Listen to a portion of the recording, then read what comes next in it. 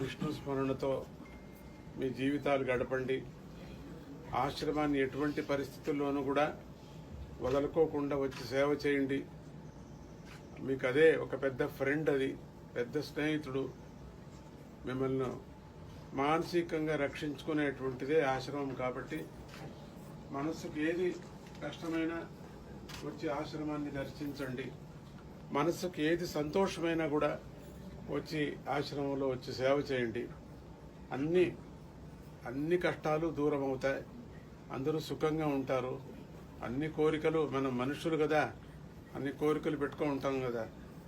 కోరికలు ఒకవేళ తీరకపోయినా కూడా వాడి యొక్క కృప మన మీద ఉండని అని స్వామిని వేడుకుంటూ, ఈ జన్మను మొత్తం ఆ పరమాత్ముడి యొక్క సేవకు అంకితము అనే భావన మీకు అందరికీ రావాలా అని అంటూ, మీ పిల్లలకు, మీ మనవాళ్లకు కూడా ఈ యొక్క దత్తా పీఠాన్ని వాళ్ళకు పరిచయం చేయండి. వాళ్ళకి స్వామీజీ మీద భక్తి వచ్చేటట్టు చేయండి. మీకు ఎట్లా వచ్చిందో వాళ్ళకు కూడా చేస్తే వంశ పరంపరంగా కూడా దత్తభక్తులుగా మీరు మిగిలిపోతారు. అట్లా ఐశ్వర్యం ఒక నిమిషం వస్తుంది, ఒక నిమిషం పోతుంది. కార్తవీరుడికి అట్లే కదా అయింది. ఐశ్వర్యం వచ్చింది, మళ్ళీ జ్ఞానోదయం అయింది. స్వామినే దగ్గర నిల్చొని తనలో చేర్చుకున్నాడు. అటువంటి పింగళ దత్తుడికి కూడా అదే కదా అయింది. నాగుడికి, పింగళ నాగుడికి అదే మాదిరిగా మనకు కూడా అదే మాదిరిగా మైత్రేయి అమ్మవారికి కూడా అట్లే కదా అయింది. ఆ పరబ్రహ్మ తత్వమే ఇక్కడ మైత్రేయి మహాతల్లి కూడా అయింది. అందుకని మనం అట్లా అనుకోకూడదు. మన ఆశలు నెరవేరలేదే భగవంతుడు ఎందుకు అనుకోకూడదు. ఆశలు నెరవేరటానికి కాదు దేవుడు, నువ్వెవరూ తెలుసుకోవటానికి మాత్రమే సద్గురువుని ఆశ్రయించడం. మనమంతా చిన్న చిన్న కోరికలు కాదు, కోరికలు పెట్టి అది తీరుతూనే సంతోషపడటం, అది తీరకపోతే కొంచెం దుఃఖం పడటం, కొంచెం దూరం ఉండటం, ఇవన్నీ కూడా చేయొద్దండి. ఆలో మొగలు సంబంధం అనేది కాదు ఇది, పిల్లల సంబంధం కాదు ఇది. ఎప్పటికీ జ్ఞాపకం పెట్టుకోండి, ఇది పరబ్రహ్మతో సంబంధం. ఇది ఎవరితో సంబంధం కాదు. ఇది ఆలో మొగలైతే మీరు మామూలుగా అలగటం, పోట్లాడటం, మళ్ళీ సరిపోవటం ఇట్లా జరుగుతూ ఉంటుంది. కానీ సద్గురువు దగ్గర అది కాదు. ఒక్క పర్యం సద్గురు దొరికితే జీవమాన పర్యంతరం ఎన్ని కష్టాలు వచ్చినా, ఎన్ని సుఖాలు వచ్చినా, మానసికంగా ఎంత భేదం కలిగినా కూడా మనం వదులుకోకూడదు. గురువు దొరికేది కష్టం, దొరికిన గురువును వదులుకోవటం చాలా సులభం. అది ఒక సెకండ్ వదులుకోవటం, ఒక సెకండ్.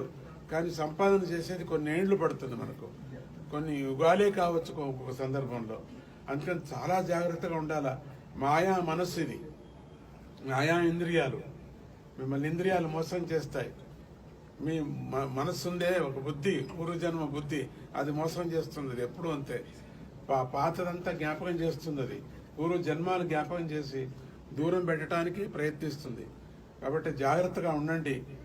తస్మాత్ జాగ్రత్త ఇంద్రియాలకు కాదు, వేదాంతమైన తస్మాత్ జాగ్రత్త బుద్ధి, కర్మ బుద్ధికి జాగ్రత్త అని చెప్తారు. ఎప్పుడు ఇంద్రియాలకు మనిషి చెప్పటం, కొంచెం వేదాంత పరంగా ఉండే మహాత్ములు బుద్ధికి జాగ్రత్త జాగ్రత్త అంటుంటారు. మీరంతా ఎదిగారు కాబట్టి బుద్ధికి జాగ్రత్త చెప్తున్నా. ఇంద్రియాల పరంగా మీకు తెలుసుకున్నారు, కథలతో కానీ, అనుభవంతో కానీ, దుఃఖంతో కానీ మీరు తెలుసుకున్నారు కూడా.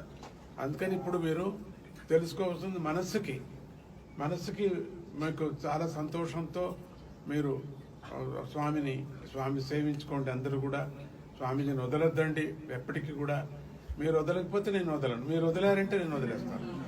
ఒక అడుగు వస్తే చాలు, నేను 10 అడుగులు మీ దగ్గరికి వస్తాను. అట్లా లెక్క పెట్టుకోండి, అట్లా పెట్టుకోండి. ఒక అడుగు మానసికంగా అడుగు, మామూలు ఫిజికల్ అడుగు కాదు. ఒక అడుగు అని ఇక్కడ సందులో రామాకండి, చెప్పారు కదా ఒక అడుగు వస్తున్నాడు అని చెప్పి ఆ పని చేయకండి. వాలంటీర్స్ ఊరికే ఉంటుంది, మిమ్మల్ని తోసేస్తారు. అందుకని ఆ అడుగు కాదు నేను చెప్పేది, మానసికమైన అడుగు నేను చెప్తున్నా.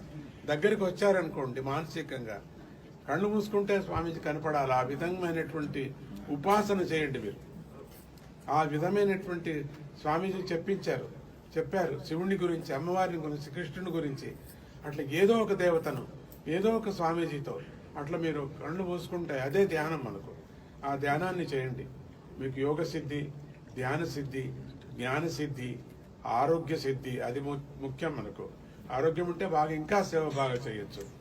ఆరోగ్య సిద్ధి, అందరికీ అనారోగ్యం అనేది శరీరం కదా, శరీరము మామూలుగా ఆరోగ్యం చెడిపోతూనే ఉంటుంది. అది అందుకని మానసికమైన సంసారం ఎప్పుడు దుఃఖమే, శరీరం రోగమయం. రోగం ఎప్పుడు పుట్టినప్పటి నుంచి రోగమే. మనం శరీరం ప్రాణం వదిలేంత వరకు రోగాలు ఉంటాయి. కాబట్టి రోగం నయం కాలేదనే దృష్టి వద్దు మనకు. మనది కాదు శరీరం, మీది కాదు, సొంతం పరమాత్ముడిది. ఇచ్చాడు, పట్టుకో, కొన్ని రోజులు అట్లా పెట్టుకొని జాగ్రత్తగా పెట్టుకోవాలి మనం. అంతే, జాగ్రత్తగా పెట్టుకొని దాన్ని సరైన పద్ధతిలో వాడుకోవాలి. మళ్ళీ తీసేసుకుంటాడు, మళ్ళీ వాడు తీసేసుకుంటాడు. వాడికి ఇచ్చేయాలి మనం. వాడిది, పంచభూతాలది, మనది కాదు. అది మనం వాడితో చేరిపోవాలి. మనది శరీరం అనుకోకండి, మనది పరమాత్ముడు అనుకోండి. జై గురుదత్త. మీరందరూ అక్కడ దత్త పాదాలకు నమస్కారం చేసుకొని అందరూ కార్యక్రమాలకు వెళ్ళిపోండి. ఎవరెవరి కార్యక్రమాలకు వాళ్ళు సేవ చేయండి వెళ్ళి.